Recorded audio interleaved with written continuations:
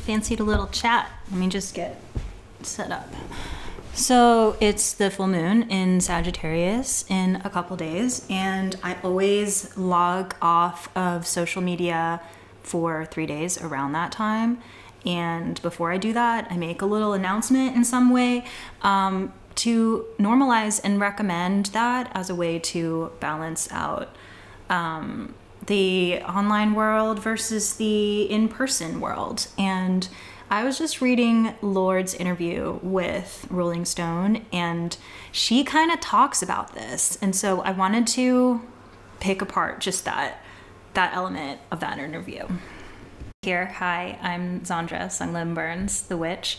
I'm a moon priestess and roller coaster enthusiast, and I quit social media for 2 years, and now I'm back on it. And so it's a big passion of mine to talk about how to balance that connectivity. So let's explore a little bit through this lens. And also, it's Gemini season, and so I really I was just like a degree off of resonating with how Lord speaks about this, where she says, hold on, I got the quote.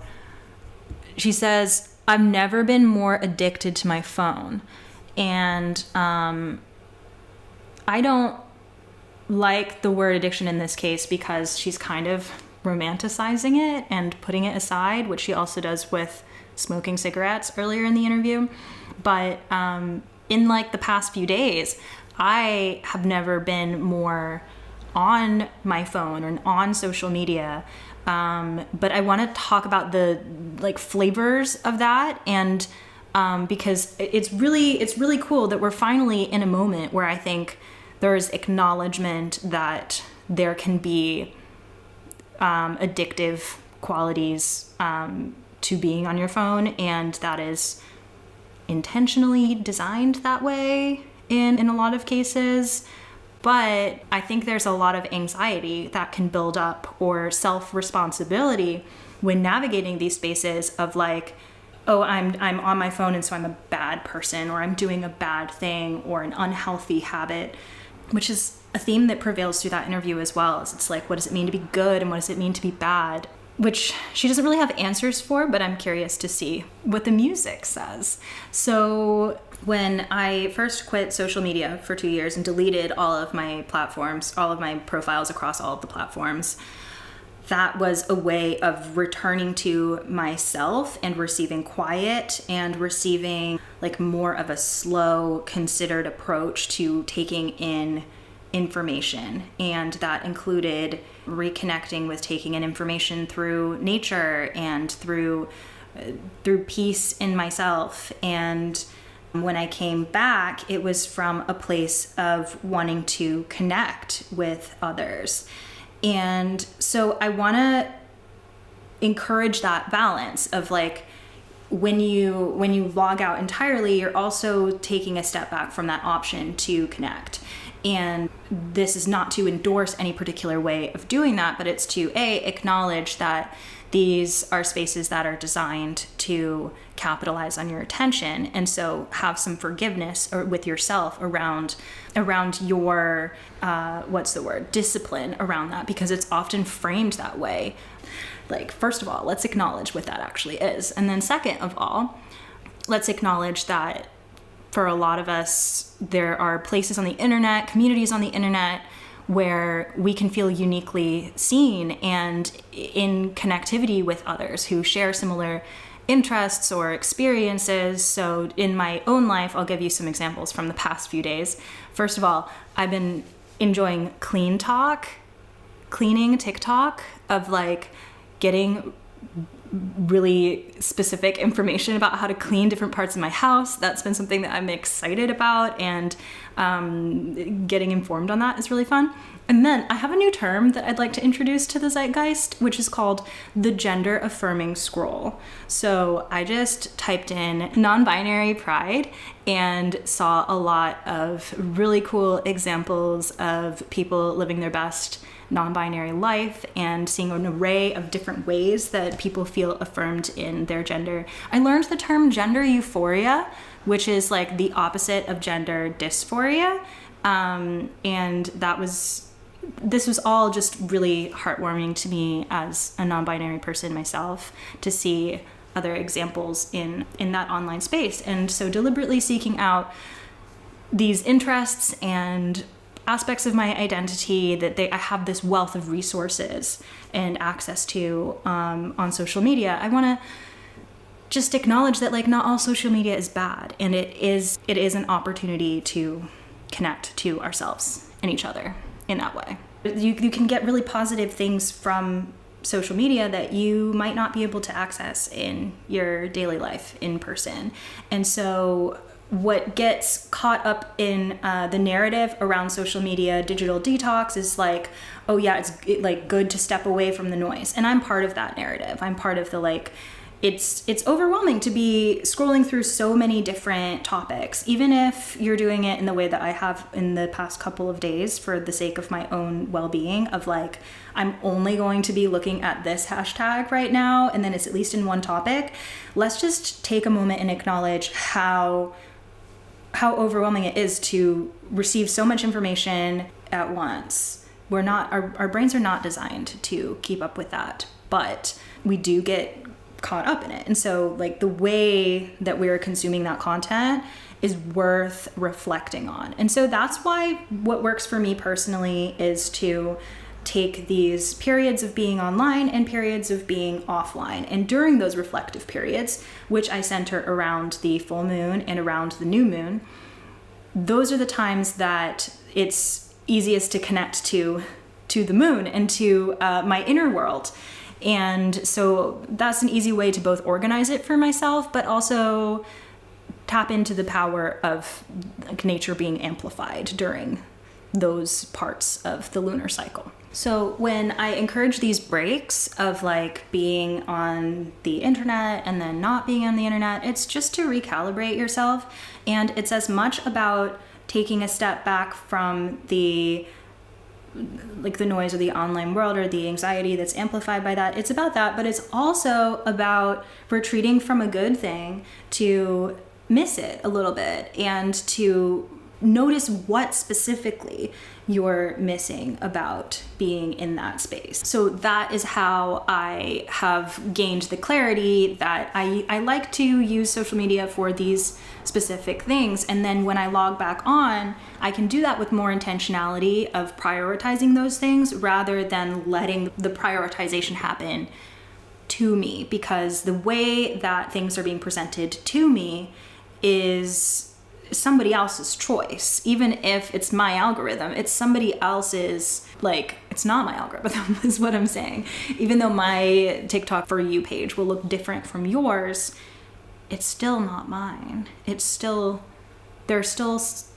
a company's intentions that are above my own. And this is, I think, what Lorde is getting to when she's speaking to like consuming art and books to balance it out. So let's read the whole paragraph. So it says, these days, Lorde feels locked in to everyone and everything around her. She metaphorically threw her phone in the ocean while making solar power, but she's plugged back in now. Tomorrow, she will post her very first TikTok. I've never been more addicted to my phone, she says. I think to be a good artist, you have to have a sense of what's in the water. And I'm on my phone way more, but also I've never read more. I've never looked at art. Maybe it balances out somehow. First of all, I love when she throws her phone in the ocean during solar power. I think it had a similar timeline to when I was logging off, and that was seen as really strange to a lot of people. A lot of people were mad at me. Not a lot, a few. It was really weird. They were like, oh, well, I liked when you were posting here, and not in like a we'll miss you, like all the best kind of way, but just like feeling entitled to my presence there, or feeling like, yeah, it just shows how much emotional complexity is baked into these places. But having Lorde do that as well and normalize that in that era of time was really helpful for me. As I'm editing this, I'm remembering that another thing about this moment in time was that so much of that feedback was framed like, sorry, you can't handle it. like we can. Like, sorry, you can't handle being on social media.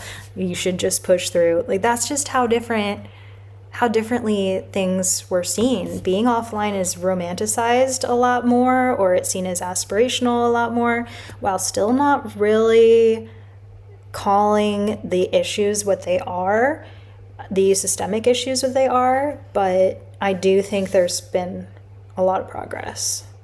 And then I don't know if this is intentional, but like the water metaphor there, where she says you have to have a sense of what's in the water to be a good artist. Is that a reference to throwing her phone in the ocean and then like diving in and getting it? Because that's a really cool metaphor. I like that.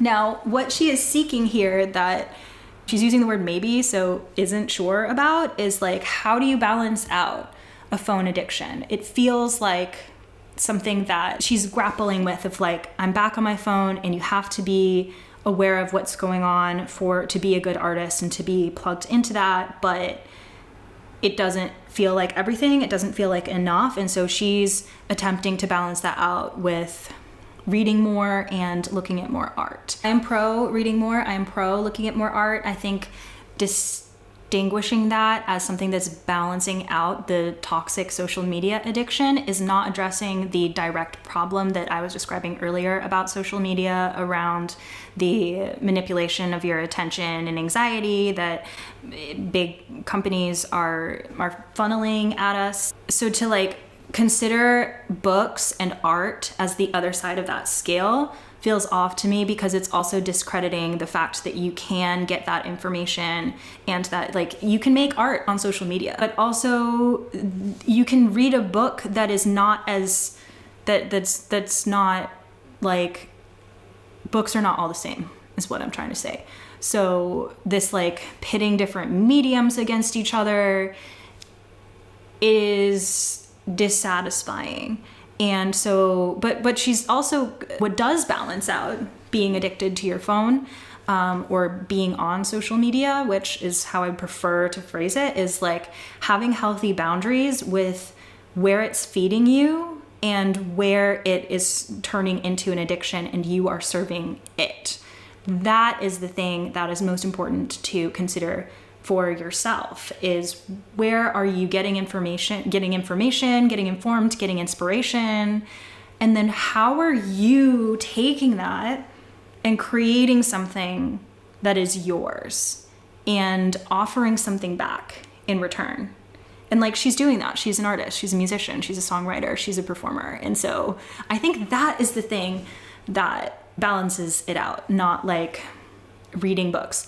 And because it's Gemini season, something that my astrologer told me that was really useful is that I am heavy earth, and so I'm a really dense processor, so I can't take in a lot of information.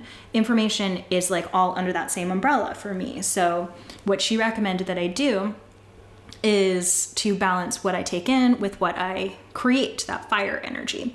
So if I can't just read and watch TV and scroll social media all day without also exercising my own self-expression to kind of process that information. So like, I will read and then have a pen in my hand and be noting what resonates with me, and like writing my own comments in the margins, or like what I'm doing right now. I'm like, I've read this long article and now I'm responding to it. And like, that's a way of balancing out those things. And then other ways of doing that are like having time frames in which you know that it's best to be online or to not be online.